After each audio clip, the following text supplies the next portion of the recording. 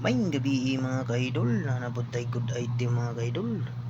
Awa mga kaidol, nanabot banana chip, ampaw o hopya mga kaidol. Ampaw, banana chip, chicharon inspired ug hopya mga kaidol. Nanabot tay flavor mango, ubi ug uban pang mga kakanin mga kaidol. Pang okasyon mga kaidol, PM lang pwede ta mga kaidol.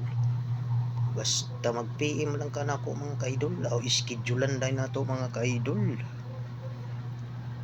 PM lang, PM kaya atong ischedulean na mga kaidol. Sama anang na kay birthday mga kaidol, na aba may okasyon ug unsa man diha mga kaidol. Pwede jud mo PM na kog mga kakanin mga kaidol, pang dessert sa inyong mga bisita mga kaidol. Kay parang dili pang laayon ng mga mananap mga kaidol, na sila'y ma-snack while gakanta-kanta mga kaidol, while gatagay-tagay na sila'y ma-snack mga kaidol, para dili kahaspod og sudan mga kaidol, na sila'y ma-snack mga kaidol. Karon mga kaidol, kung mag-PM ka mga kaidol, andam ta kag tilibiran aning atong chicharon hopya, ampaw ug inspired banana chip mga kaidol.